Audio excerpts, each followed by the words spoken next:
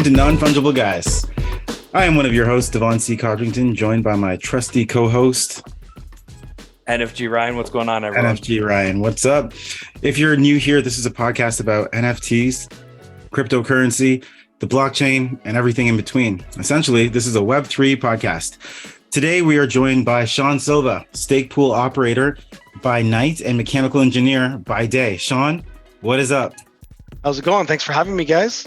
Yes. Perfect intro, buddy. Not like we restarted it or not. You nailed it. Nailed it. First try. It's really strange because we're known for our crappy intros, and we don't normally, and I think in previous days that first mess up we would just leave it, but for some reason I don't know. That one was a bit too much. That was a bit too much. I had it was like a toddler that starts running and then just falls flat on their face. I got I said welcome to, and that's all I got. So we had to re-record. Anyways, Shawn, what is up? Thanks for coming on the podcast, especially so last minute. We appreciate it. We're pretty excited for this episode, considering the topic, something I know very little about. And when we were talking beforehand, some of the things you said have got me kind of going, because Ryan and I have been saying those same things for a while about how being in this Cardano space, NFT space, awesome. Although, we do know that there's a lot that we don't know. There are a lot of known unknowns, and we've been thinking of what's the best way to get a handle on DeFi and what else is coming. And you popped up, and here we are. So I'm very excited. This is awesome, guys. Thank you. Cool. I'll just say how we got introduced to Shawn was actually, we ran a giveaway over, was it the weekend, or it ended on Friday? I can't exactly remember. Yes. Right? It ended on the Friday, right? Yes. So you actually ended up winning the giveaway, which is a Polygon book.io NFT. And I noticed you had the Canadian flag in your name on Twitter. So I was like, oh, he must be Canadian. So I was looking around. I was like, he's local to us. So it kind of just worked out that you were local and you're in the space and you do stake pools, right? That's right. So I guess, go ahead, Devon. No, go ahead. No, I was just going to say, tell us a little bit about who you are and kind of, I guess, how you got into the space. Sure. Yeah. So my name is Shawn Silva. I'm a mechanical designer by day. I work for the Toronto Transit Commission. I'm working rear vehicle engineering. I fix subway vehicles for my daytime job. I've been doing that with TTC for almost 20 years now. I really love my job. You guys have no idea. I have the coolest job in the world. When they can't fix very complex problems, they come to me, and I do 3D CAD and, work with project.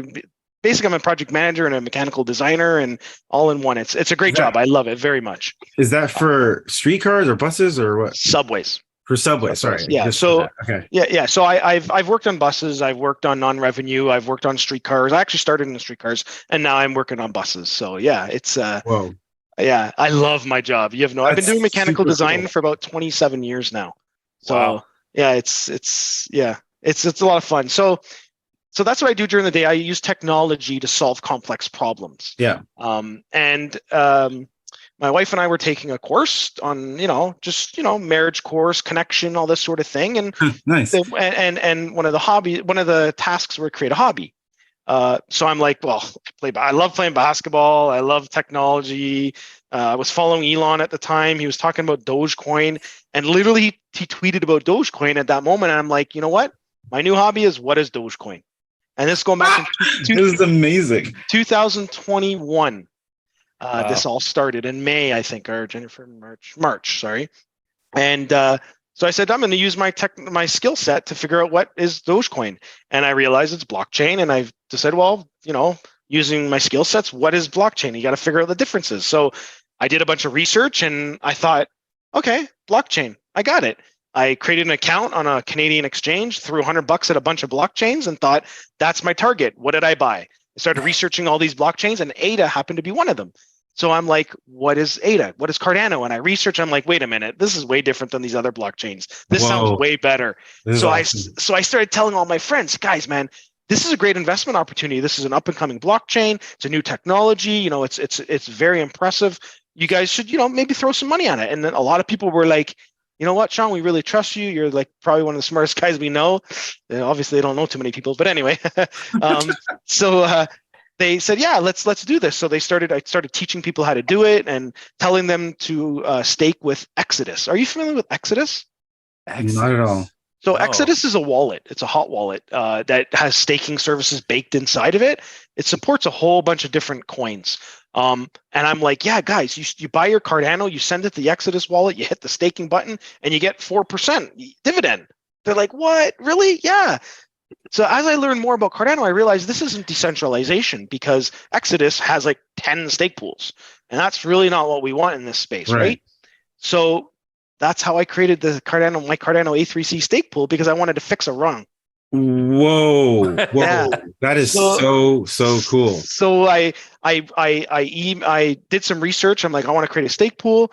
I did Stake Pool Toronto, and I found out Cardano Canucks. Are you familiar with these guys? No, see, No. Stakepool is not our. We have no problem. Complete blinders on. So I'm gonna make this. I'm gonna make this quick. So you can take your time. This is why we wanted you on, because we don't know this. Learning area. live as we go. Yeah, we're learning live. So I got a notepad, Shawn. Okay.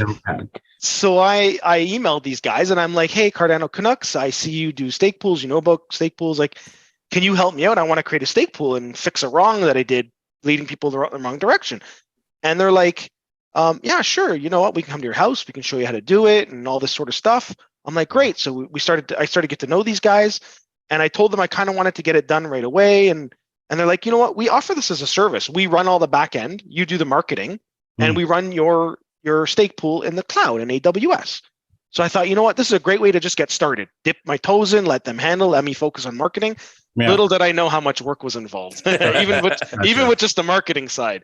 So, I mean, so it's important to note that there are two types of stake pools. There's a bare metal stake pool and there's a cloud server stake pool. So bare metal, go ahead. Sorry. I'm just, because you know what I realize now? We might have to roll this back a little bit for some of the newer listeners. What is a stake pool? Sure. So yeah, I know. Yeah. No problem. So a stake pool is essentially a conglomeration of coins that help secure the blockchain. So for example, are you familiar with the different types of blockchains? Proof of work, proof of stake. Totally. Yeah. Right. So proof of work is like Bitcoin, Ethereum. You know, uses electricity and complex mathematical algorithms to secure a blockchain. Right. Well, Cardano is a proof of stake blockchain. It uses a mathematical algorithm to secure the blockchain, not electricity. Right. So in the Cardano world, we have what's called Ouroboros. This is the main engine that is used to manage all these stake pools to help secure the network. So the stake pool is essentially. So how can I make this simple? So you can go a little bit higher. You can go a little bit. Yes. So anyone in the world can delegate their ADA to a stake pool. What that means is you can say, okay, A3C Pool, I want to lend you my ADA. Now, it's very important to note that in Cardano, staking is non-custodial, meaning you don't lose custody of your coins, unlike Ethereum 2.0. Yeah, where you stake. Yeah, that's right. You stake it. That just happened with the fork, right? That's correct. Yes. So Ethereum 2.0 is trying to transform their blockchain into a proof of stake blockchain. Right. Yeah. But the problem with this is, if you want to do that, you have to build it from the ground up. You can't just have a proof of work blockchain and be like, oh, we're gonna. I mean, you can, but you're sacrificing a lot of things. Yeah. And one of those things is like to stake on Ethereum 2.0, you have to have a minimum of 32 Ether, which I believe at this point is like $65,000. Yep. And you lose access to your coins. You don't even have access to it. And the crazy part is you can't even pull it out when you want it. It's non-liquid, which is boom, mind-blowing. So anyway, so a stake pool is basically a pool of coins that help secure the network. And when this stake pool, Ouroboros will go out to all the random stake pools and say, okay, you get a block, you get a block, you get a block. And what that means is these stake pools will use the ADA to help validate transactions on the network. Yeah, that's what getting a block is. And as a result of that, the stake pool operator get a fee, and so do the delegators. So basically, it's a system to validate transactions on the blockchain. Well done. I like that. And to secure, if you really want to know the ins and outs of the high technical details of a stake pool, I really highly recommend you go to YouTube and say stake pool for dummies and just watch these videos because there's so much more. It's fascinating, actually. It's really cool. No, I fully agree. We go a different route. We just start a podcast and then invite people on to tell it. And when we started, we were just actually doing it in real time. Like some episodes we'd be on the web being like, what is this? Yeah. So but that's solid. We actually, this is your own research is key in the space, right? So yes. Goes right with stake pools as well. You gotta kind of know your shit. And then even picking your stake pools too, right? So yes and no. A lot of people don't really care, but a lot of people want to. At the same time, some people want to support a cause. Yeah. So some stake pools will donate part of their proceeds to clean water or planting new trees or feed the children or Ukraine. Different stake pools have different initiatives, if you will, or charities. For my stake pool, I did have an arrangement with a local food bank, but they kind of backed out. They got scared of the whole crypto thing. And so I decided that instead of donating my money that I make, a portion of my money, I just rain it back onto my delegators as like a gift. Nice. So, and then I also give away NFTs too as part of my stake pool. So now I want to make it clear that I have a trophy, an A3C trophy. It's only 50 ADA, and most of the money goes to a charity that I had the designer design for me. And if you hold this trophy, then you have a chance to win these prizes, if you will, monthly. I do it every month. I do it. Sometimes I do it every now and then, every 2 weeks, let's say. But yeah, I'll rain out like NFTs, ADA, DeFi tokens, including like AGIX, Hosky tokens. You guys familiar with Hosky? I know of Hosky. I haven't delved into that. That's a whole nother world too. He knows it really well too. When we were at CNFT Con, there was like this vending machine, and like they were giving out Hosky because it was like, yeah, it's like the dud of the gift or whatever, the prize. And Ryan, how many of those did you get? I don't even remember. I think I have like 50. You bought 3. He had 3 tries with this machine. I swear he got like 3 Huskies. Yeah, listen. I'll tell you. I really like what Hosky's doing in the space. I don't know if you guys are following it, but he's a beast, man. He supports decentralization. He literally made all this money, and instead of creating his own stake pool or running away, he created the Hosky rug pools. Yeah. And A3C Pool is actually a Hosky rug pool. So if you stake your ADA with A3C, you get free Hosky tokens. Yeah. That's one of the partnerships that I've made. What a turnaround story. Like, I don't understand how everyone was like, we're making fun of this thing.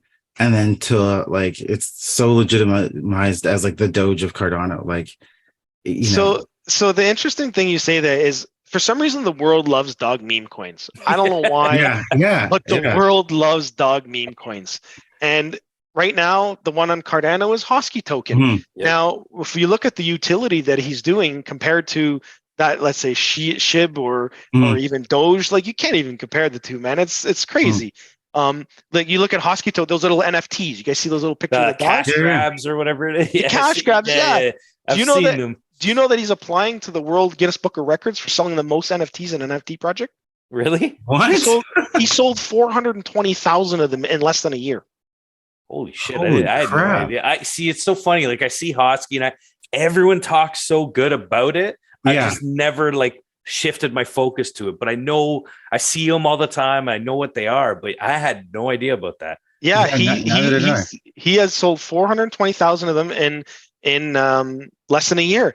And Jeez. what is crazy about it is they were minting for 6.9 ADA each. So not expensive, cheap as far as I'm concerned. And now on the secondary, the cheapest I think they're going for is 14 ADA. So wow, I had no idea. Yeah, and the crazy part is, if you have these Hoskys in your wallet, the more Hosky NFTs you have, the more Hosky tokens you get when you pull. So there's utility behind it. It's crazy. Right. It's crazy. So I take pride in my stake pool. I take pride in the partnerships that I've made. Hosky Pool, Hosky token's one of them. Are you guys familiar with Muesli Swap?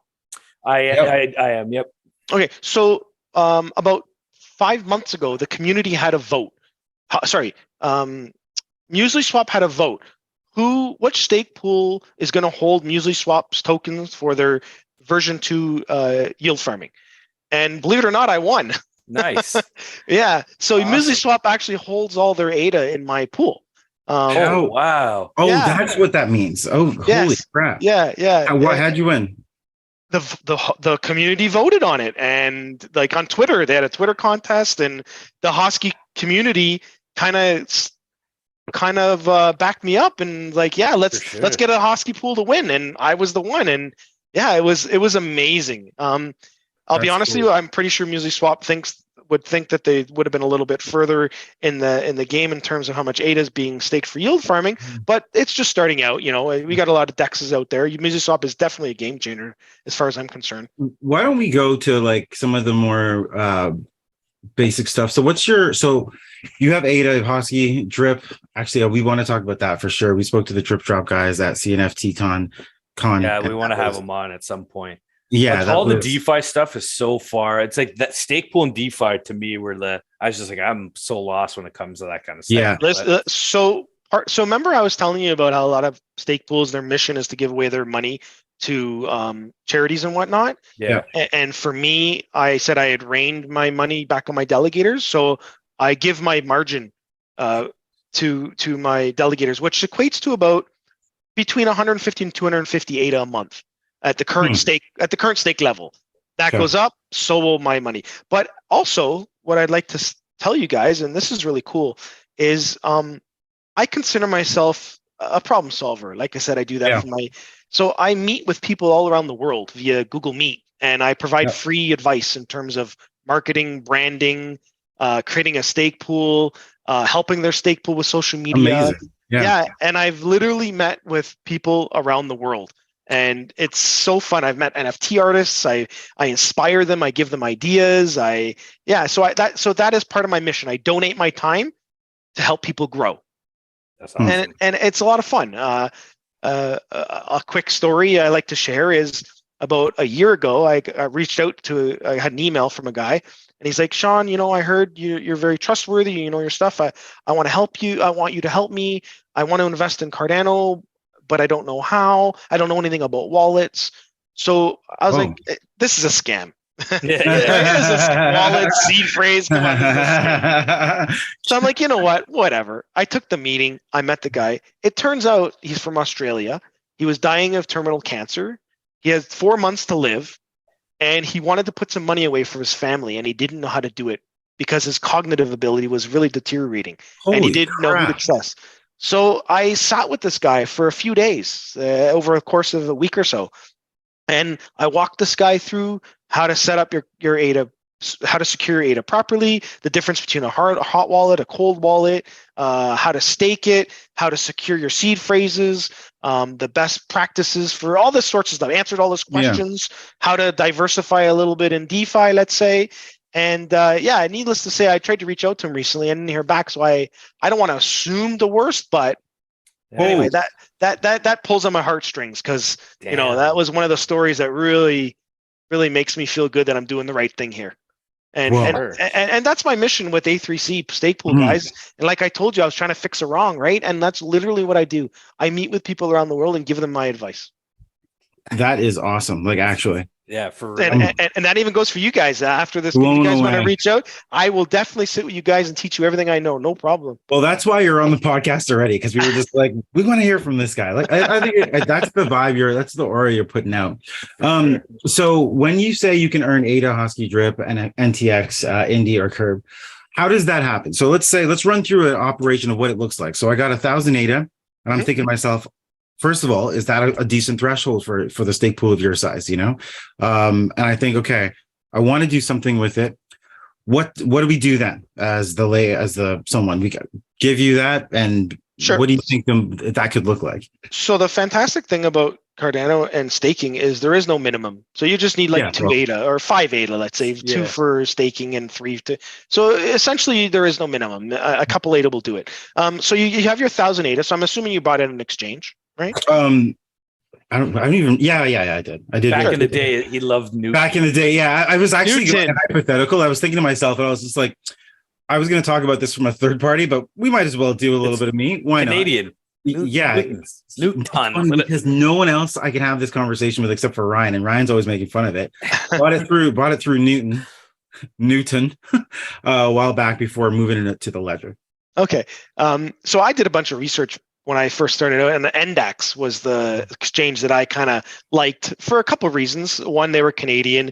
Two, they had no lock-in for any tokens. You can come and go as you please. Because if I'm not mistaken, I think Newton wouldn't allow you to take ADA out of their platform for a while there, if I'm not mistaken. So Newton started off being complete, like they are custodial, started off being completely open. And then as things started to heat up with a number of different things, like this is in the wake of Tornado Cash last year and a lot of the SEC stuff happening in the States, the KYC was always there because, Newton and like, what's the other one that's ShakePay and all these other Coinberry.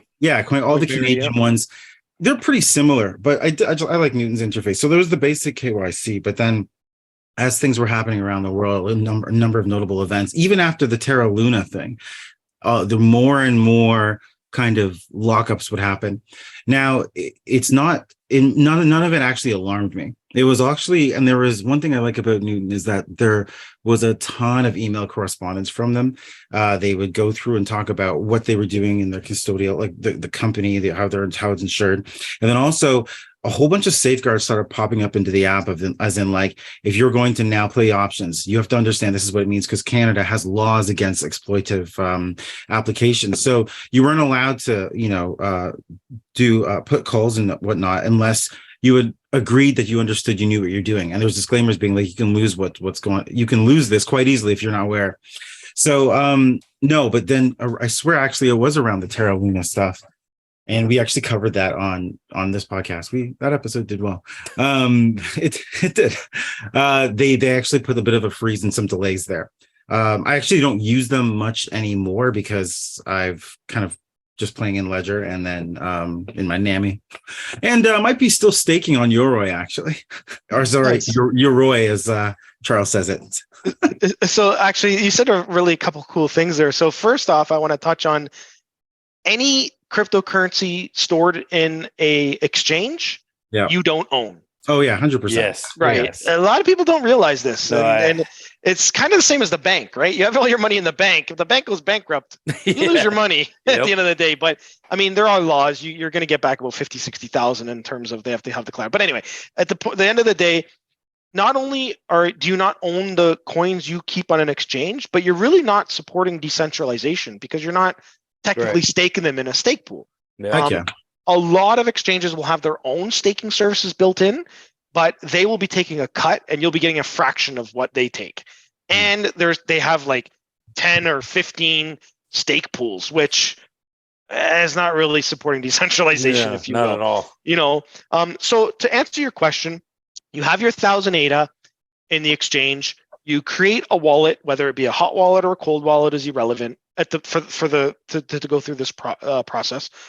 You send the ADA from the exchange to your wallet, and depending on the wallet, some are easier than others, but you literally just go to the staking center tab, whatever, and you pick a stake pool and you hit delegate. And that's it. You sign your transaction and you literally just staked your ADA. And so it's important to note that you will not collect rewards for 10 days. And then after the 10-day teething period, then you'll collect rewards every 5 days. So in Cardano's world, time is measured in what we call epochs, and each epoch is 5 days, right? I like how you say epoch versus epic. I've been saying epoch for months, and then people are being like epics. I'm like, that's not how you say the word, right? I like epoch personally. Right? It just seems like it makes sense. And other people are saying epics. And the funny thing is, Ryan and I have been talking about this kind of. That's why he's smiling like that, because it's like we've talked about this all the time with that and Cardano versus Cardano. We said Cardano for forever. So We talked to Josh Miller on a space, and he's like, "Nope, it's Cardano." Yeah, I asked him. Yeah, so I've heard both. I've been kind of lambasted for saying Cardano, and I think it's the whole Canadian accent thing. It is. So it's funny you say this, guys, because in my car on the way home, I was saying to myself, Cardano, Cardano, Cardano, because I didn't want to say Cardano. I catch myself all the time. It's fine. Imagine you're in the space, and I'm the one asking Josh, and I'm like, I was kind of being cheeky. Is it Dano or is it Dono? He was like, Cardano. Like he was not joking. Yeah, he was. And there was like tons of people in the space. I was like, all right, couple guys. Thanks, guys. Oh yeah, I've been in a few Twitter spaces and people called me out on that. But you know what? It's fine. You know what you're talking about. Like, screw it. We slip up from time to time. No big deal. Exactly. Later on, we'll get your take. Honestly, prior to us coming on, I was like, I want to look at how easy it was to stake, because I think I'm staking right now with, I think I'm Clay Pools. And I was like, what? And on Eternal's mobile app, you literally, like you said, you go in, you log into your app, and you just go to the little tab that says staking. You go into your wallet, and then it's like, stake. And then you type in the ticker, pool, and then boom, one button, delegate, you're in. Yeah. Yep. So, and it's really cool too, because as soon as you're done that 10-day teething period, for collecting rewards, any ADA added after the fact is automatically delegated and automatically delegated and staked and automatically going towards your rewards. Automatically. There is no 10 days for each amount of ADA that goes in. That doesn't work. Okay. So it's like auto added into it. Auto added. That's correct. Yeah. And again, we touched on this before. Your ADA is liquid. Even though it's staking, you can spend it. You can move it away from your wallet. You can do whatever you want with it. It is not locked in by any stretch of the imagination. Yep. So you have this ADA in your wallet. So now if you're staking with A3C, and that's another thing about having your ADA on an exchange. You don't have the luxury of like staking with A3C, for example. You get free Hosky tokens or you get free drip tokens, right? On an exchange, you don't get any of those perks, right? Right. You're literally missing out because. So how do you get those tokens every 5 days? Perfect. Yeah. So let's start with Hosky. So first off, you go to hosky.io and there's a brown rug bowl, and you select that brown rug bowl, and there's an address there, and you send 2 ADA to that address, and then the system will look at your wallet, see how much ADA you have, see how many NFTs you have, see how many any other NFTs you have that support Hosky, and based on all those 3 things, they'll rain back the equivalent of Hosky tokens that you deserve or that you've earned, let's say. Okay. If I've waited 15 days, because it's every 5 days as the rewards, right? So if I waited 15 days, would it give me 15 days worth of what I missed? I think it used to, but I think now they stopped it to 2 epochs. So every 2 epochs, it resets. Okay. It used to be 3 or 4, but I think it's 2 now. That's right. So you got every 10 days, you got to jump in and claim the reward. Yeah. And the same goes for drip token. You go to dripdrops.io. Yep. You were doing that for a while. Why did we stop? It was. Cool. I haven't stopped. Every so often I don't do it every 5 days. Yeah. I'll say that now, but every so often I'll jump in, which is we should be doing it every 5 days. That's where I got most of stuff. So I'll be honest with you guys. I personally have like a block of time allocated every 5 days on my calendar that I go downstairs and I religiously do this for my Hosky tokens and my drip. 100%. Well, it's like free money. They're like with pennies right now, but it could be worth, a couple pennies in a little while. This is true, but also there's a loyalty factor. So if you keep doing it, you keep getting more. Really? So if you stop, you'll lose that loyalty factor on dip drops. I did not know that. I didn't know that either. That's crazy. Yeah. Do you recommend having a wallet? Do you yourself have a wallet that is just for collecting those tokens? Or do you kind of how some people have 5 wallets? It's like, this is my storage. So I'll be honest with you.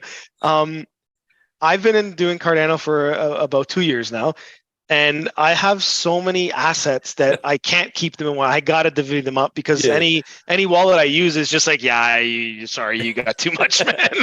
it literally crashes. Yeah. I've reached out to the Eternal team, and they're like, we're trying to resolve this. Like thousands of NFTs, billions of assets for tokens from drip drops and stuff like that. Holy Like crap. Hundreds of billions, actually, to be honest with you. Holy crap. Okay. I love that. So I'll be honest, I have a wallet for my Huskies, I have a wallet for my DeFi, and I have a wallet for my NFTs. That's my setup.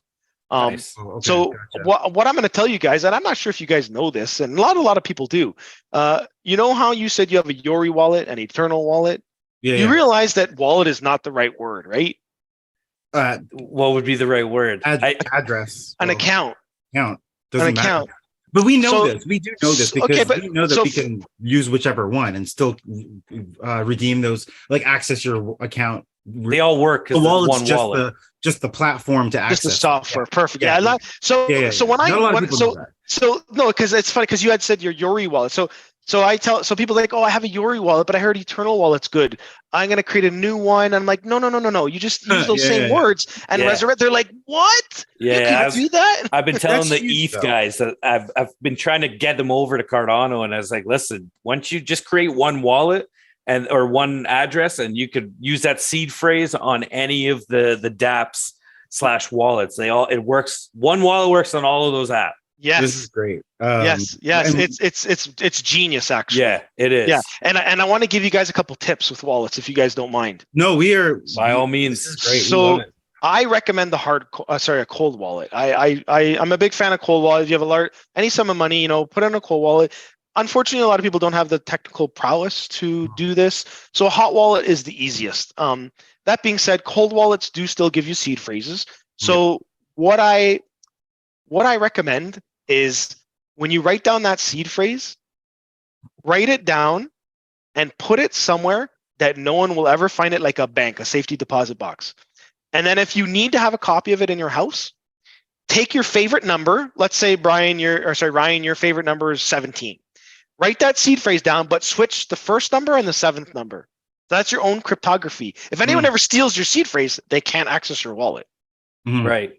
Do you understand what I'm saying? No, I do. I've actually thought of like personal ciphers for this too, because I was like, I have a spot, okay, so where there's that, but you just like with media storage, because wedding photographer, as you're doing things, you always have like a on-site storage and then an off-site storage. So for a while, I'd like have a hard drive, bring it over every 2-3 months, back it up, and then take one off-site. So it's great. That's the off-site is the bank, and then sure, if you have one at home. So what I've thought about is like ciphers where there's like a basic pattern of like every number is moved up a certain amount, and then everything, and then you just have, but you have to have one, like, I don't want to say multiplier, but one key move, because like technically you have the seed phrase and it's there, right? And then you're saying, well, okay, my secret thing is every number is up 2 and every letter is down 3, right? And if you get down through to A, you just loop, right? So you're like, okay, now it's written differently, but you'll know. But then if someone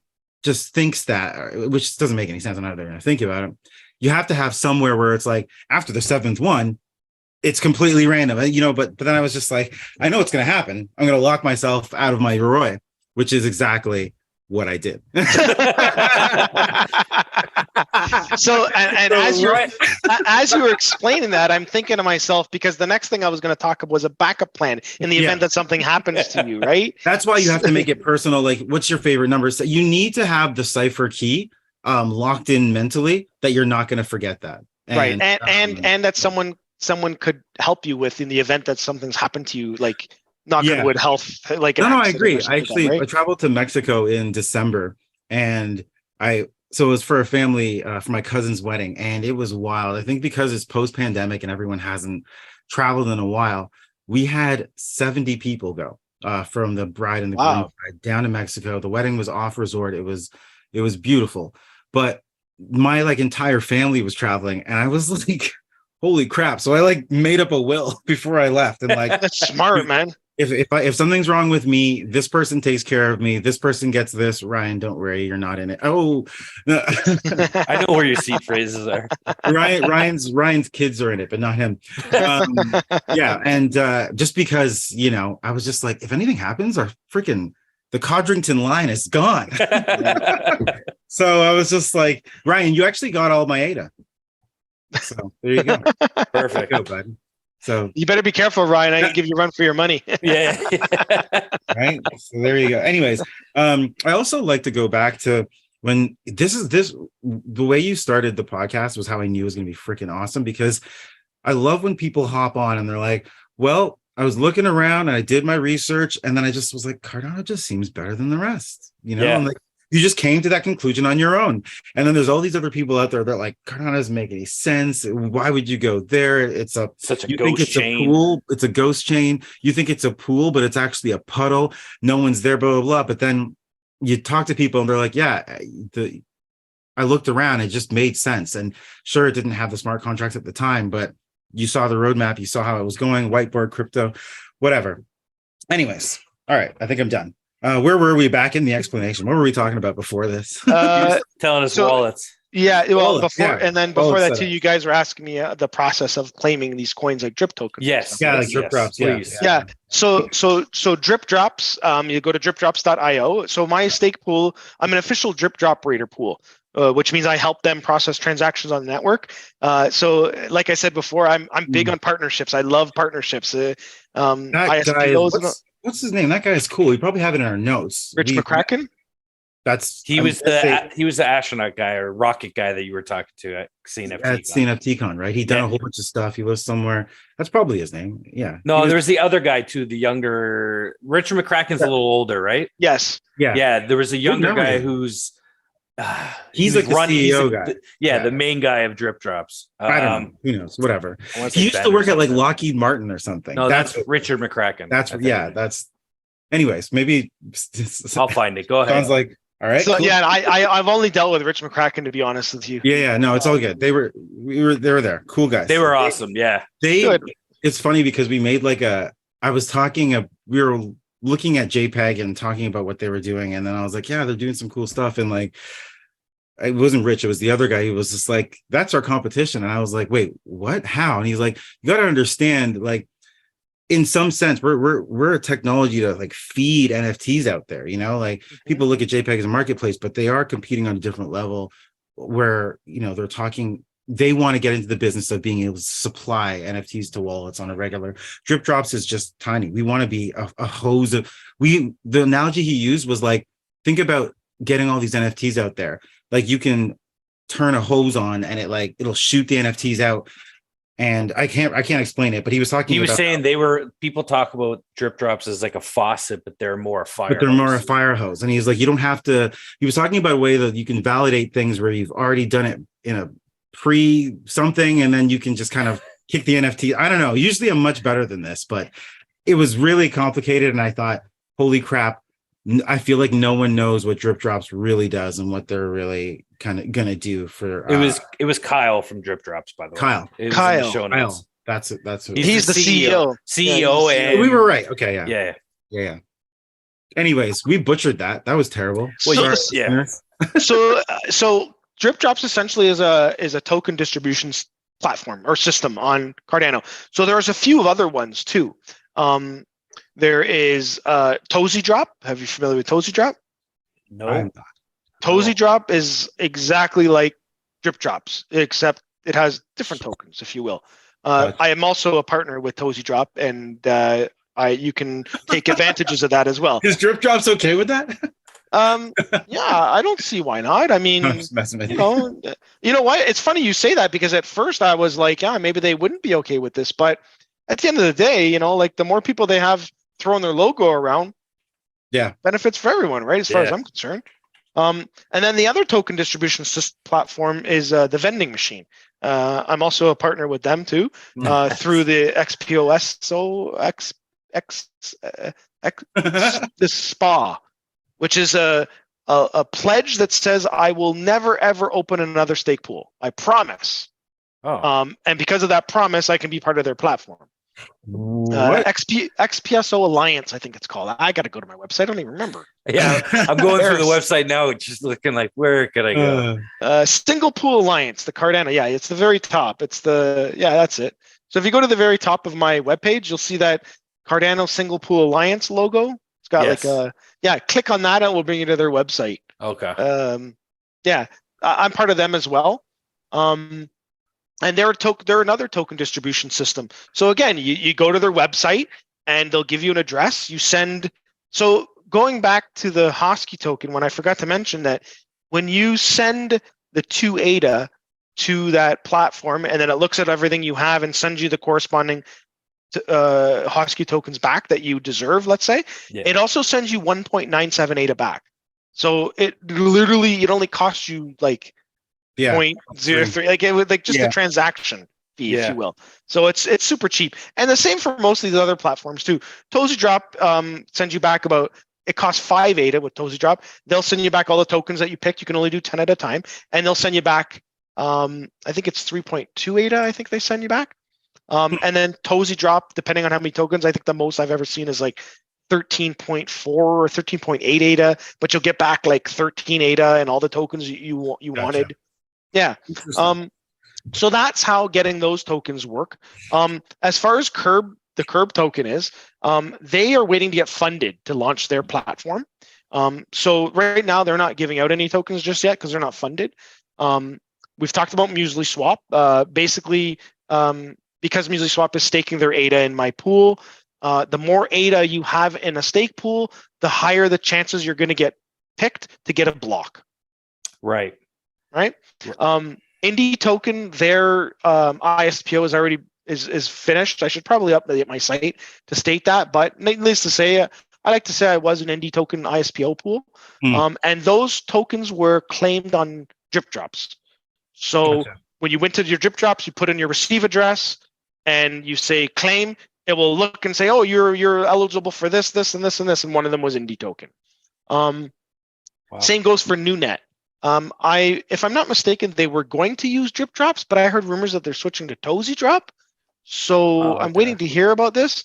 But they're doing a bunch of snapshots on different dates. So if you're really familiar about taking advantage of getting some free NewNet tokens, I would highly recommend looking at their Twitter and seeing the snapshot dates, choosing a stake pool that they're not partnered with, but they're promoting, like A3C.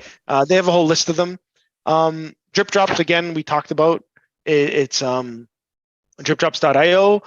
And that's pretty much it. Was there any other Hosky drip? Yeah, like I said, I love partnerships, man. I love my goal is to make a stake pool that everyone has fun dealing with, getting free stuff, winning NFTs, winning ADA, being excited. Also, too, on the Hosky Discord, you can create a ticket and say, oh, I stake with A3C. Here's my address. You'll unlock a secret channel for A3C delegators only. And it's just a bunch of people talking about Hosky and then I'll randomly go in and just rain 1 billion tokens on everyone. Here you go, everyone. yeah, it's fun. It's awesome. It's awesome. That's cool. It's funny, like looking at Ryan's 8 million Hosky, I'm like, wow. And it's like, but it's Hosky, so like that's nothing. Well, I can have 8 billion and still be like nothing. But what's funny about, going into the Discord, and people don't realize Discord has, I don't even understand it completely either, but I know I have a Discord wallet that holds all these random tokens in it. And people were like, well, where the fuck? Okay, so I just got, like, I go in Nomi's Discord and they'll rain down shrooms on everyone. And everyone's like, well, where the fuck's it going? But you can see the balance of your Discord wallet. But it's like, how the hell do I get it off of that? Okay, I guess there's some kind of address you send to, or so I'm gonna assume that they use the Cardano tip bot. I think so. I'd have to double check. Okay, so funny thing, you also have the same thing in Twitter. Everyone has their own Twitter wallet too with the Cardano tip bot. Do they? What? Yeah. It's it is genius what they've done. I'm not gonna lie to you. So basically, and I've done this. I've fed my Cardano Tipbot wallet with ADA, and I've helped people remove. It's the command to do it is not the simplest. I'm not going to disagree with you. And I think it's case sensitive, if I'm not mistaken. So a lot of people have trouble with that. I think so. Anyway, so I've gone through the gamut of feeding the wallet, taking out of the wallet, and you can do ADA, you can do Hosky, you can do Grass, you can do Lovelace, which is a fraction of an ADA. Yeah. Excuse me. And so if you have a Twitter account, you essentially have a Cardano Tipbot wallet. And if you have a Discord account, you have a Discord Cardano Tipbot wallet, and the two are separate. I did not know that. Yes. Yeah, it's actually fascinating how they have it all set up. So basically, let's just say, Ryan, for example, you're in the Hosky General channel, and you happen to be chatting, and Hosky comes in and rains his 1 million tokens. I think he rains 1 million tokens every hour, I think. I can't remember. Every hour, or is it every day? I can't. I think it's every hour he rains 1 million tokens. Anyway, he rains 1 million tokens, and then you were part of that 1 hour snapshot. Then your Cardano Tipbot wallet will get those tokens. Yeah. And how you interact with that is you open up private message with the Cardano Tipbot, and you can type in commands. So, for example, you do !balance. Yeah. And then it will tell you how much you have. And the same for Twitter. Exactly the same thing for Twitter. They're actually done by the same guy. A3C Pool is the guy who created the Cardano Tipbot. Yeah. Yeah. I had a guy from Shanghai reach out to me, and it's like, he had no clue how to get it off, feed it. Like, he had no idea. And through Google Translate, I walked him through the process. It was a lot of fun. Yeah. Really cool. Yeah. It was really fun. So if you guys are interacting in the channels and even on Twitter, you might have Hosky token sitting on your own private Cardano Tipbot wallet. You don't even know it. You can see Ryan's face right now. He's and there's actually a really cool command that not a lot of people are using. And are you guys familiar with Tap Tools? Tap Tools, no. So Tap Tools is the Cadillac of your Cardano visual. How do I want to say this? It's like a cross between TradingView. You know TradingView? There's stock markets. Or what? No. TradingView is a stock market to see the charts and candles and all this technical analysis. You guys ever see that crypto venture guy, CCV Dan the Blue Eye guy? He does his technical analysis on TradingView. Anyway, Tap Tools is a platform that you can check DeFi token values, see the charts, see the candles. You can even go to the wallet profiler, spit your receive address in there, and it will break down your wallet, how much all your tokens are worth, how much you traded, how much it's up since you sold, since you bought. We're having a brain fart here because I just went to Tap Tools and I'm like, I've seen this before. It's like Jungle, and it's like it does. Yeah, it's basically a dashboard of everything. You've totally when you go, Ryan, you're gonna be like, oh yeah, I've seen this. Okay, but Devin, are you on there right now? Yeah. See the far left? You see the very second last icon, wallet profiler? Yeah. Click that. Gotcha. Stick your receive address in there and hit search. It's going to tell you all the wallets that you interacted with, all the transactions you made, how much your wallet's worth. It is amazing. I use this daily. It is genius. Did you do it? Yeah. This is cool. All-time activity, transactions, when we've done them, days of the week, hour. I did it for our communal wallet, right? So Devin, very last tab, go to trade history. Do you see that? Yeah. And then that's going to tell you a buy, a sell, and how much it's gone up or down since you've done that. Oh God, I don't want to see that. Send me the link in the chat there, Duan. Will do. This is cool. Yeah, I'm trying a different wallet now. Sorry, Ryan. And then if you go to associated wallets, the third tab, it will show you all the wallets you ever interacted with, either receiving ADA or giving ADA. Wow. Yeah, it is like I said, this is the Cadillac of viewing your wallet from a DeFi token value perspective. It blows my mind the integrations, the block, like because of the blockchain and how it's tracked and everything. And like, it's just, when you have a wallet, it's your account, and it's just like, this is all stored and cataloged and monitored and managed and kept going.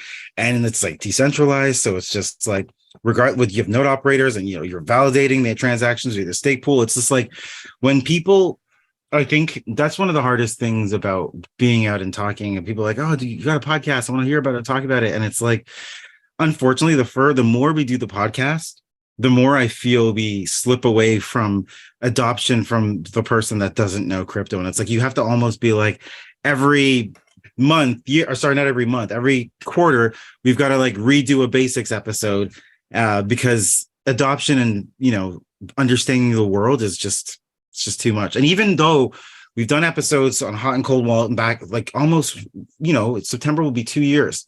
We've done things, hot and cold wallets. We've done through different types of blockchains. We've talked about NFTs and how they were going, projects, all these different things we covered. Now we're talking about Shawn and Jed on, and, you know, how they balance each other out for Cardano. And like, and it's just like, even still, here we are, episode 78. And 80. we've never actually, sorry, it was 80. It's 80. Episode 80. We've never actually delved into stake pools, even though we both staked and delegated. We still never delved into the intricacies of it, and it's like, you know, nothing. I thought we knew stuff, Ryan. Ryan, you don't know anything. I don't. I'm always. You don't know anything, Ryan. But we have this podcast. I love learning as we go. Right. Oh, I'm gonna drop the Tap Tools link in the chat. Yeah, and, please.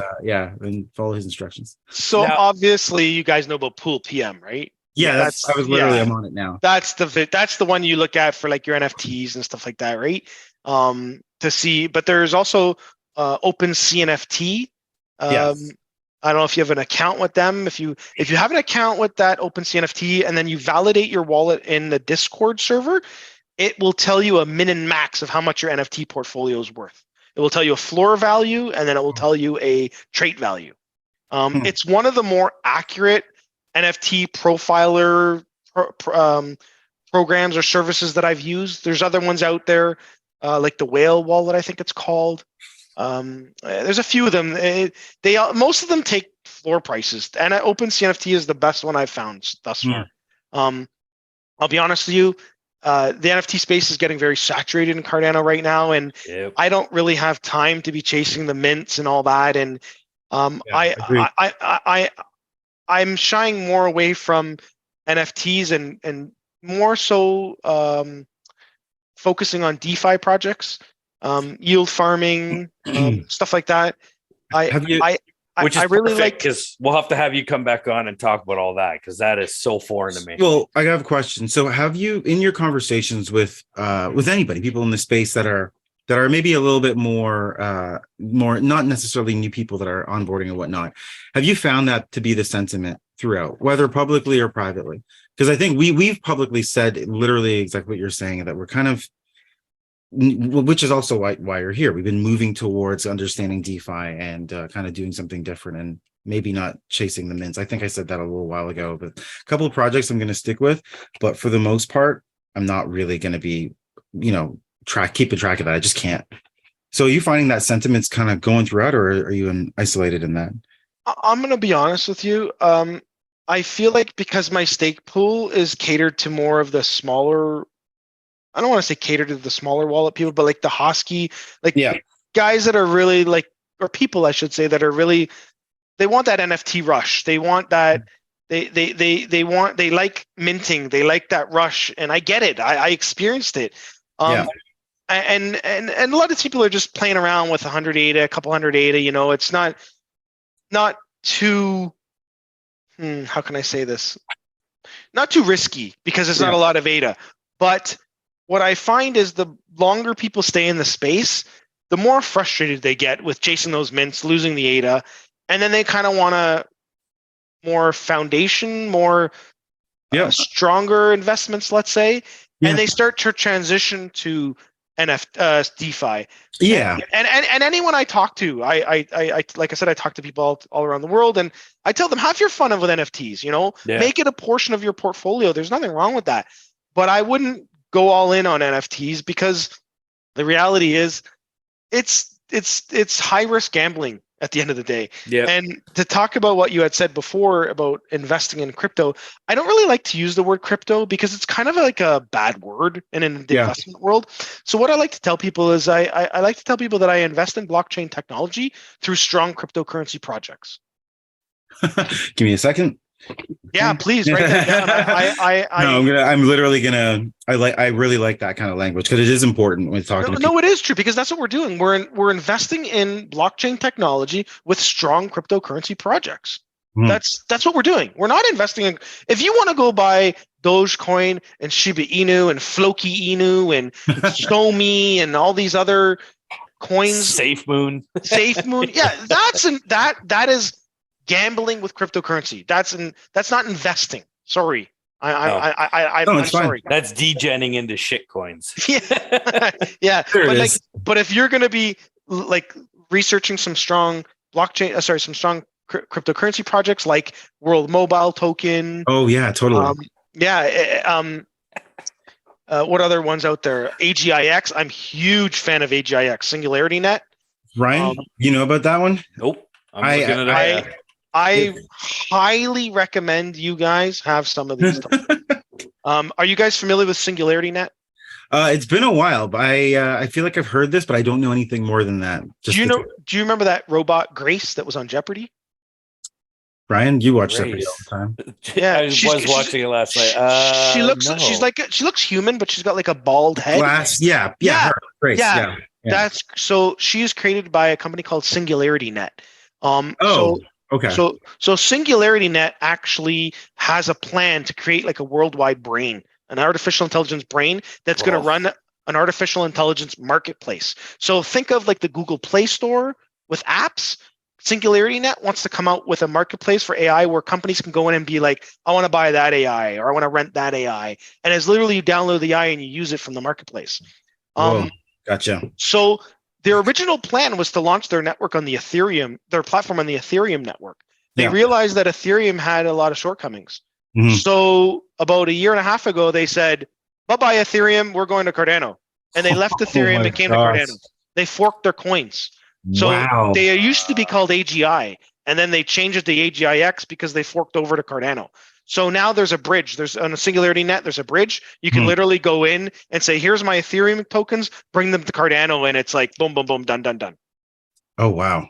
I love that. I really, really do. So that is another project I really like, AGIX. NTX is another token. It's an artificial intelligence. Oof. Them and Singularity Net are in bed. So the company's called NewNet. I don't know if you've heard of them. They're trying to build like a Chat GPT competitor, if you will. Oh, gotcha. Nice. Yeah. Hosky token. I gotta love my Hosky token. I'm sorry. Why can't you, right? They make you smile every time we say Hosky. I just smile. Because I'll be honest with you guys, if it wasn't for Hosky token, my pool would probably be dead right now. Holy shit. I owe a lot to that guy. He is like, you should have him on your show. He would blow your mind. I would love. Wasn't he just on a podcast with Lex Friedman? Didn't he just do it? Who was it? No, that was Charles. It was Charles. I think that was Charles. Oh, was it Charles? Oh, I thought someone was saying Hosky. Well, it's because Hosky, you know. Yeah. Name. Someone joked around that Charles Hoskin is Hosky, but that's not true. I've heard that. That was said at the NFT con. They're like, well, maybe it's him. Yeah. No, you know what? And Hosky's such a great guy that he would probably come on and talk to you guys, man. He's incredible. Oh man, I'm telling you guys, I guarantee you that after you interview him, you will send me a personal message and say, Shawn, thank you so much for that recommendation. That guy is amazing. Oh man. I like this. All right. So the other tokens that I really like are Empower. Are you guys familiar with Empower? Fuck no. This is how far we've been from crypto. That's all good. It's all good.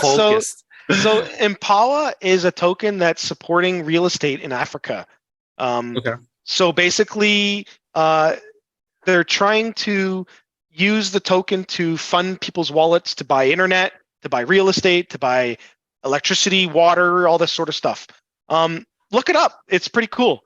What else? That stuff I do like, because I mean, when I do have someone's ear and, you know, we're chatting and they're open to it, they're like, well, why is this? Why do you care? Why do you think this is going to go somewhere further? And I'm like, I think it's because of looking for like the technology leapfrog effect, where the infrastructure in certain parts of Africa were dated. So then when new technologies come out, it's much easier to implement because you don't have to overhaul an entire system. And getting access to currency, you know, free of government kleptocracy, you know, can really make it for that.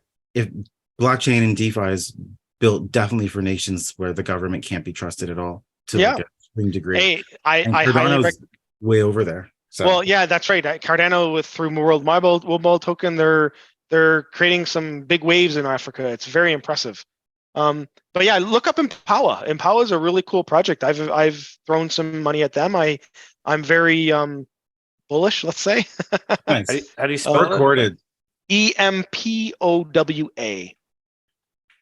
Okay. I literally thought it was. I'm glad you asked because I thought it was like the animal Impala, That's what I at first. That's what like I the looked car. up. Yeah. You know?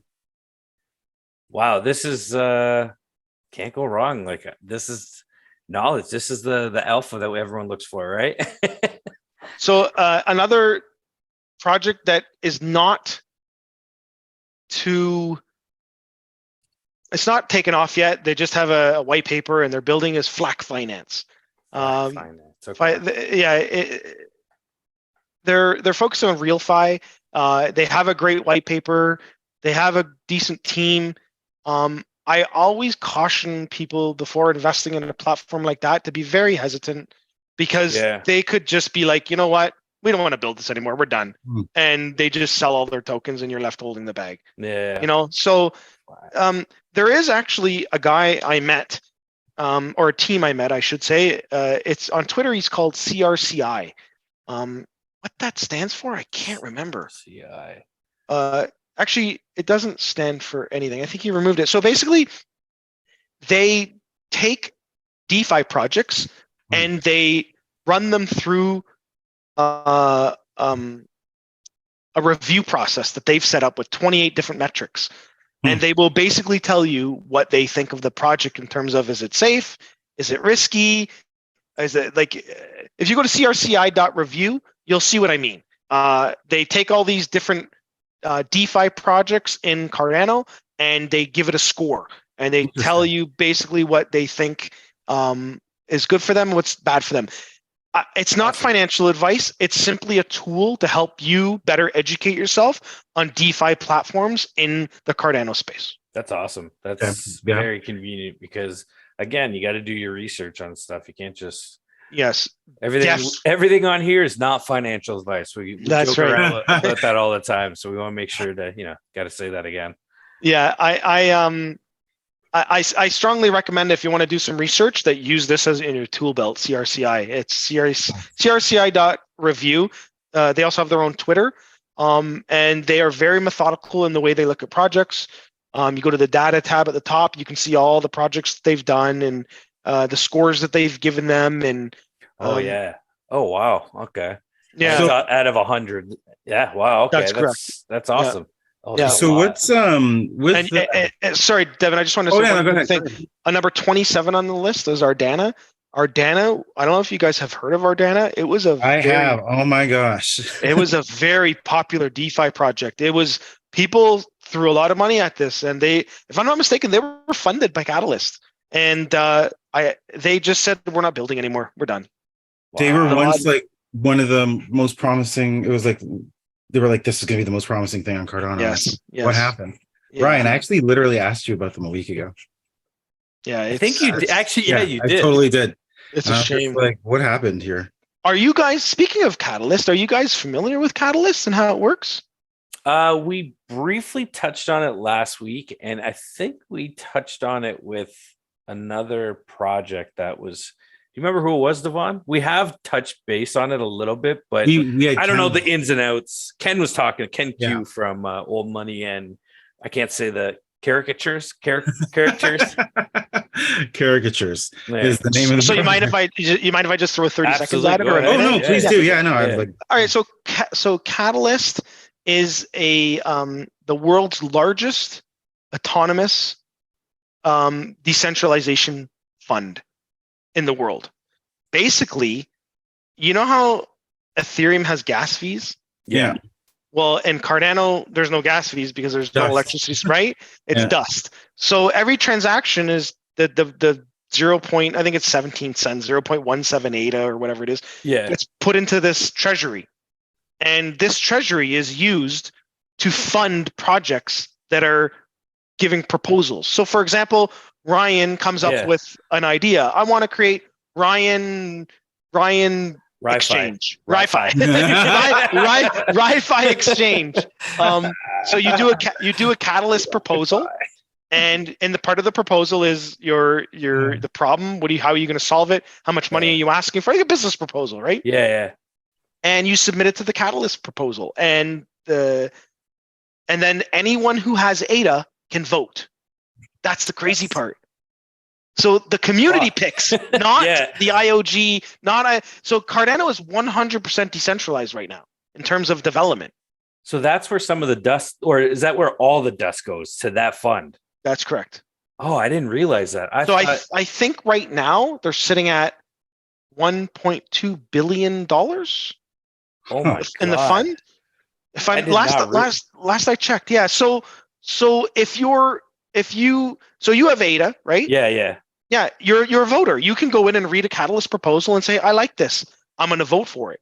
With your ADA, is there tiers to it? If I hold more ADA, or is it just like you hold ADA, you get a vote? Is there different tiers to voting? So this is the one thing I don't really like about this whole mechanism, but it's the only way to kind of keep, I hate to use the word decentralized in this manner, but it's proof of stake. So the more ADA you have, the more powerful your vote. Right. Yeah. And just by saying that, you can see the problems, right? Yeah, of course. The whales control. Yeah. We talked about that when we were referencing voting in Remark on Kusama. Yeah. So do you dabble in a lot of other chains, or you kind of just Cardano only? Like I said, I've only been doing this for not even 2 years now, and I've only been dabbling in Cardano. I also run a side little club, and I help very few people with investing and let's say holding their money and helping them. I don't really like to say that, but I really like to help them. And how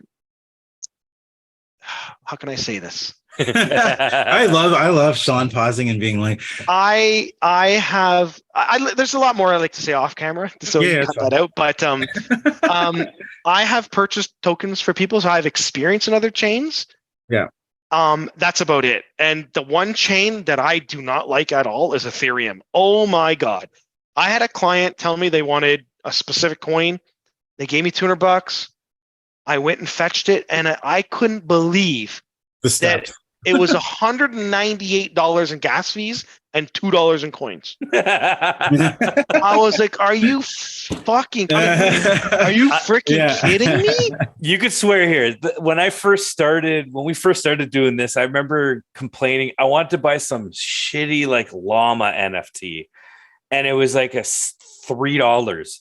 But the gas fees at the time in like fall of 2021 was like $80 for like a $6 NFT. And I'm like, why is anybody on Ethereum? Yeah. Why is people doing it? And we're right back there now because of this whole controversy now with Blur and OpenSea and Blur airdropping tokens, and everyone's wash trading and all this shit.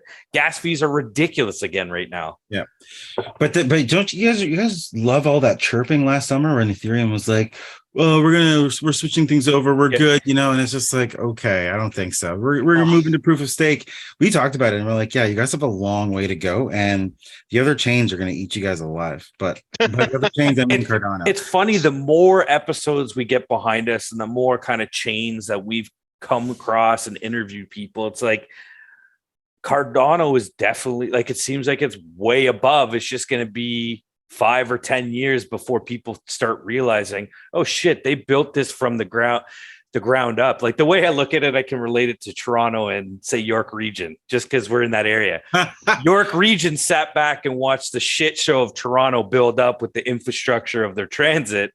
And York Region's like, oh, okay, we know what not to do now. And that's the way I look at like Ethereum and Cardano is like, they just sat back and watched and said, oh, okay, so you need space, you need open system. Like, it's just a lot better. I said it once and I'll say it again. Cardano will become the mothership of all blockchains.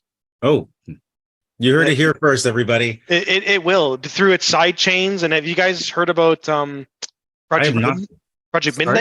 Project Midnight? No, I'm not. You just said side chains, and I was like, I don't even know about Cardano side chains. I literally thought the same thing. What is going on here? So Cardano is designed to work with all chains. Actually, and it actually has what's called an ERC20 bridge. So you can literally take an Ethereum NFT and port it to Cardano and leave Ethereum. Interesting. It's called an ERC20 converter. I did not know that. That's very interesting. So you have to remember, because Cardano is designed to be a global financial operating system, it needs to be able to talk to everyone and everything. Right. And that's exactly what they're building. They're building a mothership of all blockchains that has the capability of talking to everyone. And they've already done it. They've already created the tools to do it. So Project Midnight is, wow. Dude, do you know how many tabs I have open on my browser? Just from this one podcast, like easily broken a record for the amount of time I've stared at other websites while doing it. That's like hilarious. I don't even remember. I can't even find my show notes anymore. Yeah, because it's just like no. I got tab tools. I got CRC. I got Catalyst open. Got the fun. This is good. This is why it's so fun that we kind of picked Cardano as our home base, and then we kind of decided, like if we wanted to be a Web3 podcast, we should try and look around, but we always filter back pretty much Cardano. Like we're always going back and just shilling the shit. At one point we wanted to do the hashtag come to Cardano because it's we did for a while we're just like we just see it, like it's just going to take a little longer. So remember when you reached out to me about winning that NFT? Yeah. And then you said, hey, is this your account on OpenSea? Yeah. So it's funny you mentioned that because I created that way before I got into Cardano. I was playing around with stuff. It said it was 2 years old. Yeah. And I thought NFTs are hot. I'm going to try and create one. I'm going to do this. And it took me so long to get that NFT there, and it was so painful. I was like, oh my God, this is terrible. I hate this. And then fast forward a year later, and NFTs became popular in Cardano. Yep. And then I literally create NFTs on Cardano in like 5 seconds. I can show you guys how to do it in 5 seconds. It's insane how easy and simple and amazing it is. It's crazy. Absolutely crazy. Yeah. I saw the one downside I saw to something with NFTs on Cardano right now is the CIP68. It's like a trigger word now for people. It's the new catchphrase for everyone right now. But I think it's gonna be interesting. I don't know. Glad you brought that up because I still haven't done the full off research to understand. But I do feel like a lot of people think that it's like gonna mess with the decentralization power of it. I don't know, because people were excited that Plutus.art, like that the new marketplace by I think Fettuccini, right? Plutus. Mm-hmm. They're CIP 68 compatible or something. There's some big reasoning behind that's an exciting thing for that marketplace, but I don't know. I just quickly Googled CIP 68. So CIP stands for Cardano Improvement Proposal, right? Yeah. Okay. It's basically just information improvement. Yes, gotcha. Maybe it is information. No, you're right. I think it's improvement. Oh, it is improvement. Yeah. And basically, they're just talking about creating a metadata standard for assets and NFTs. So basically, the way it's been explained to me is policy is locked on an NFT. You can still change the PFP to it. So if you have a mobile game and you reward people with like, you can have a sword and a new hat for your NFT. CIP68 allows you to change the metadata on a locked policy and on that NFT and change the NFT. Oh, whereas now you can't change it if it's locked. No. Okay. So it's like an always changeable NFT in a sense. So the thought I had with Devon earlier in the week was like, say like a project wants to rebrand and they now want to wipe out all the old artwork. Could they use CIP68 to completely change their whole NFT project? And considering that's what our other guest Fettuccini was talking, he's going through something similar. He's going through that, But he's transparent about it. He's saying, "Hey, we're not changing. No policies are." I think he said his policies are open for like 99 years. His policies have been open for quite some time. So, but I was just wondering, if a project, or say a project rug pulls and the policy locks and someone takes it over, a community takeover, can they now change it using CIP68? So I want to delve into it a little bit more, but there's a lot of like benefits for, you can think of it. There's a lot of benefits for the capability of I don't know if I know we're thinking NFTs here for resurrecting products or amending Yeah. data or whatnot, but then for other things. But then you think, okay, with that, you have to immediately think how it's going to be abused and like what you're doing to what we thought was immutable, right? And I mean, I don't understand that the technology of how that's set up either yet. So I mean, probably shouldn't speak too much on it, but I definitely know that's just the debate is that many are for, many against, and I don't know enough about it to have a strong opinion, but we'll figure it out. We'll get there. We'll get there. We'll do our research. So let me ask you this: since you guys are the NFT guys, right? Sure. What NFTs do you guys like in Cardano? I apparently hate money because I just bet on losers. No, okay, that's not true. I've not hit. I haven't hit the space bud status. I haven't hit, but I don't know. There's so many. Like, I love Ugly Bros. Have you ever met? You're local, so have you ever chatted with any of the community members in the GTA? No. We should introduce you to, because there's a couple. Cardopoly and Ugly Bros is Toronto based. They're both from Toronto. Okay. Yeah, we did a little meetup. It was pretty good. Yeah, we've done meetups. They do like all the collision. What was the other one? Conference. And were they at the Cardano Summit in Toronto? Because I was there. I did a speech. I think they might have been there. We didn't go to that. That was the one in November that we could. Yeah, I was there. I did a speech on panel 2 of them actually. It was fun. Nice. Congrats. Yeah, it was fun. That's awesome. It was fun. Yeah. Met a lot of cool people. No, I've never met those guys, to be honest with you. Sorry, but yeah, if you guys have a meetup with other like-minded people and stuff like that, and yeah, dude, I've totally come out. I'm very social. I love talking. It's fun, man. Perfect. So on the whole, which NFTs that we like, I found that we talked to a bunch of projects. We've had a number of them on the show, and like there's a number that we really like. I think we like Crypto Raggies. We like Overexposed. I'd say Demon Hit Squad, Angel Baby Hit Squad. I personally like some projects that I don't even care about utility or anything. Like you can actually see my avatar is one Juke Boy. Yeah, Juke Boy in the show thumbnail. Yeah. To be honest, I'd like to brag about our podcast for once. I think we've only ever interviewed one rug pull. Yeah. Out of all the, they ran a rug, but he failed. He didn't. Yeah, I guess. Yeah, he didn't rug. It's just that it's. What was that? Alchemist of Ada. Alchemist of Ada. It was like a doctor potion thing. Yeah, I guess he technically failed. Yeah. I guess he didn't really rug pull because he didn't really mint anything. So he minted. It's just poor sales. Yes, that's true. But either way, that was the only. But I mean, we've had Overexposed, Ugly Bros. There's a few Ethereum projects that I really like that we've had on. Old Money, of course, has been pretty important to us, and Patronixie, and then for me, they changed their name Danketsu, or I can't exactly pronounce it right now, but it was like Ada Ninjas. Ada Ninjas was them before. So I think back in, I'd say Q3 or whatever, Q4, I don't know, we kind of earlier on what you were talking about, the NFT hype and how we kind of enjoy certain projects. We can see ones that are actually doing things, but for the most part, not all of them are going to make it.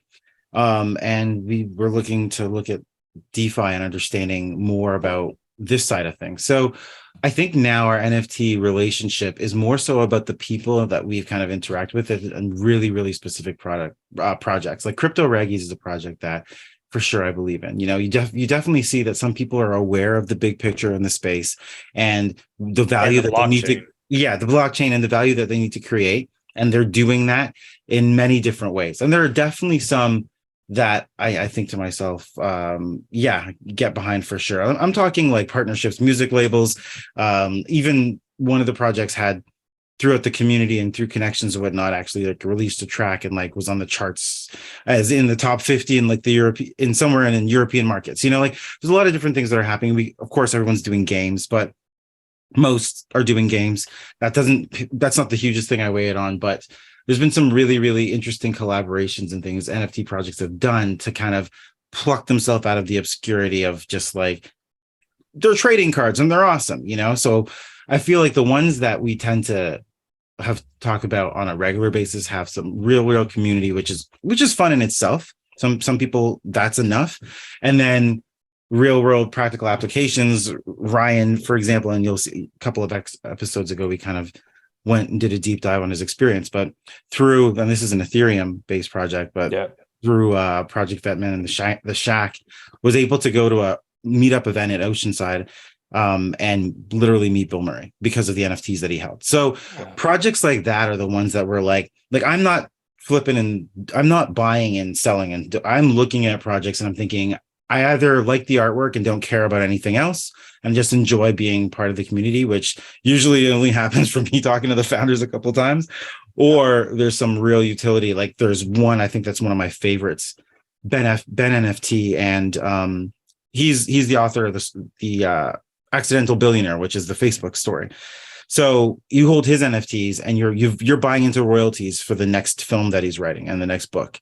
And that there, I mean, that kind of utility, and you're literally in the Discord with him and his assistant and whatnot. Like, I'm like, there we go. Most of the public is not aware and hearing of that. Sure. So that's the only kind of place and stuff I dabble in, you know? Sure. Well, it sounds like you got a plan. I like that. Stick to your plan. That's good. What about yourself? So, like I said, I only really deal with Cardano NFTs. The ones that I look at are, like you said, the art. I like the art. So book token, book.io. I love the artwork they do on the books, and the fact that you can actually have the book. I mean, I know it's all public and you can get it, but the fact that they're helping artists, they're helping authors, and I like that. I think it's really cool. I think it's really cool what they're doing, and then that little video they have, what they want to do with book tokens and stuff, and I think it's a great model, if you will. For sure. They just dropped their Android app today, Devon. Yeah. Oh, really? Right. I tweeted that today. Yeah. Is that to be you can read? You can read on your on mobile now with Android. That's actually awesome. iOS is always the walled garden you got to get into.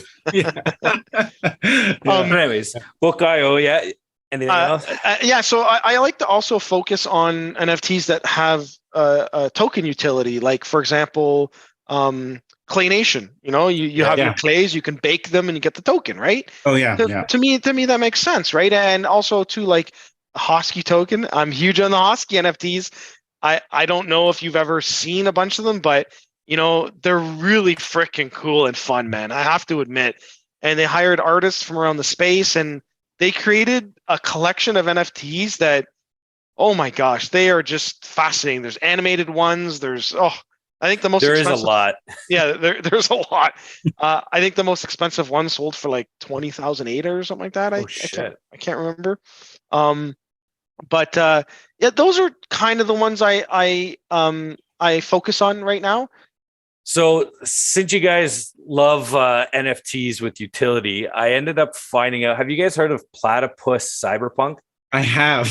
I'm like, I'm seeing this. How do you say like platypuses and stuff? I'm like, is it on Cardano? It is. Yeah, it is on Cardano, but it's I don't know 100% about it, but they were on the F35ers live stream last night, and they're doing something where their NFTs and their token is doing something with live real estate.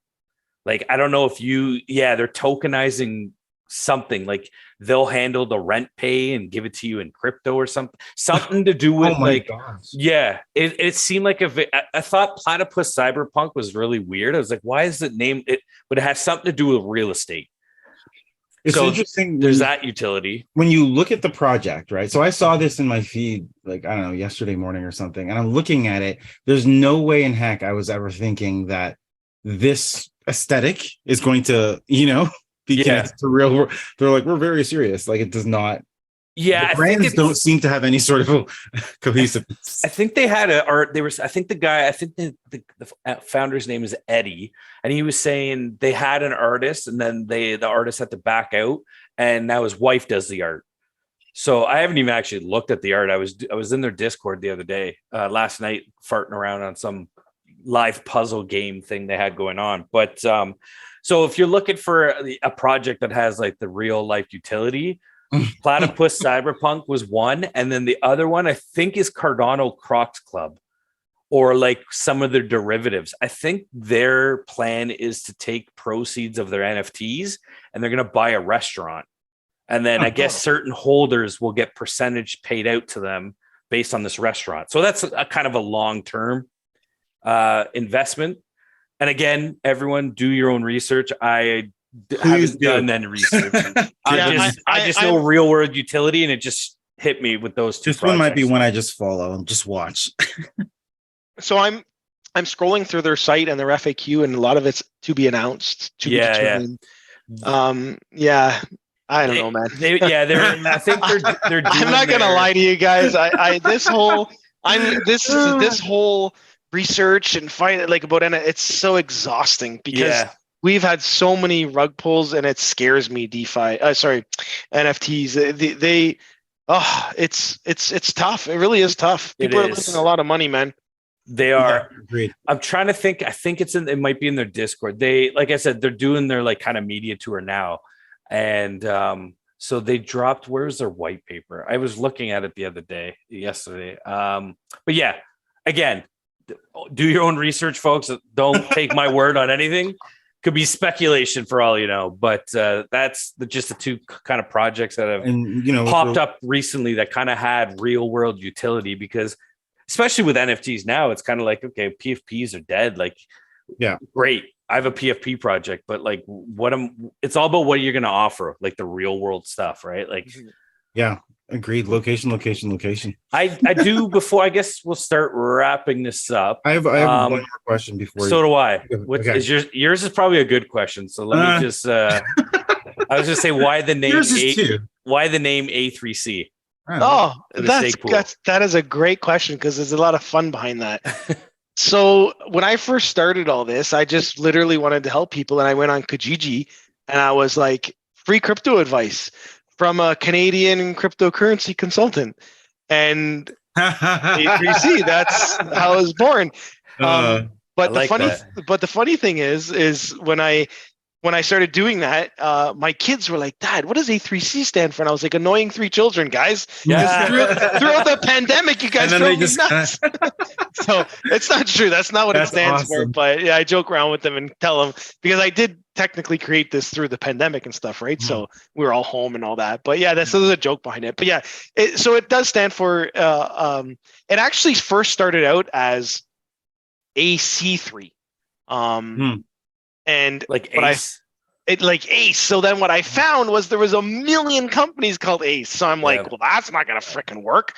So I flipped it because I was doing everything quick, websites and all that. And as a matter of fact, when I first started, it was called A3C Modern Consulting, because I have a very unique skill set, like from mechanical design, blueprints. Like I can do a lot of computers. Like I can do a lot. So I was literally like helping people with anything, helping them with their computers and all that. And then I just kind of said, you know what? Let's just focus on crypto. So I changed it to A3C Crypto Club. That's pretty awesome. Cool. That is great. I love that's the one thing I say about COVID is that it blew up NFT crypto. Yeah, like it just blew up the whole space. Yeah, because everyone's locked in their houses, nothing to do. I mean, it's been a blessing, I think, because I wouldn't have this podcast with my buddy Devon. Sure. Yeah, and I wouldn't be here with you guys. Agreed. I guess my last question now, and it's like, I wish that I had asked mine first and we'd finished on that. I'll ask something. Well, Ryan, you got to cook one more question up. So what kind of long-term plan do you have? Not the next Epic or Epoch. What does your stake pool look like? What are your stake pool goals? Like how do you kind of evaluate where you're going to go now that you've built it and you've got it going? It's actually amazing. So I'm like, what do you push for? That's a great question, man. What do you mean? So that is a good question. We should have ended on the other one, No. This is good. So as I said, I run all the marketing on my stake pool, so I'm really into Twitter.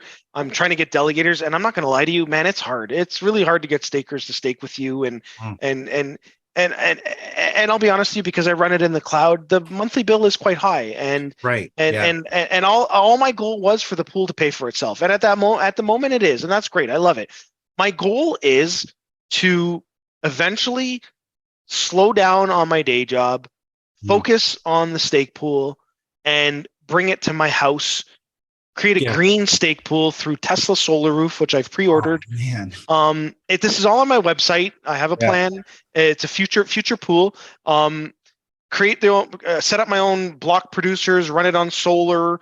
Because a lot of people don't really know this when it comes to stake pool. Like, you kind of got to know the stake pool that you're running, because technically you can run a stake pool with a Raspberry Pi.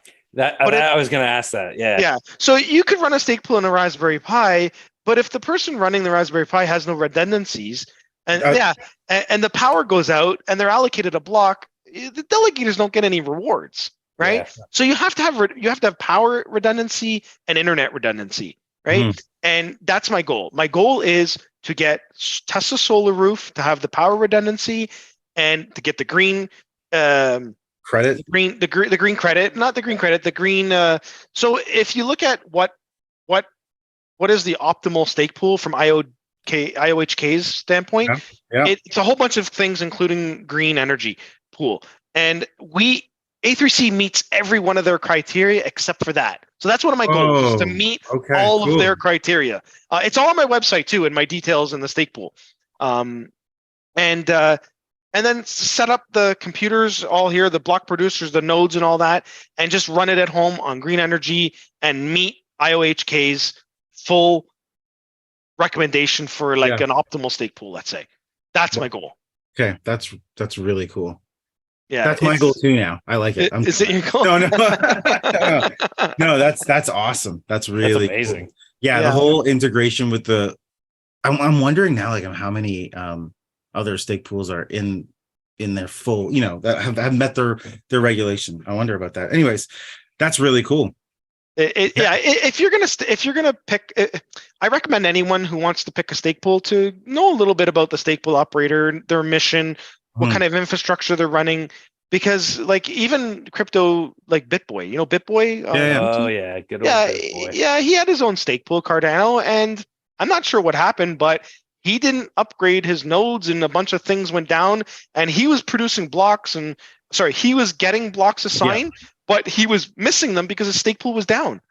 Wow. And as a result, none of the delegators got any rewards for a while. I wonder if that breaks their social score. Yeah. That's essentially what I'm asking, but I didn't know how to say it. I wonder if it breaks. So that is a really good question. Yeah. Unfortunately, that is a difficult slope since we're talking about decentralized network. Who sets the social score? Yeah. Right? Exactly. That's the problem. Ghost in the machine. Okay. All right. So on that, I think that we gotta do a part 2.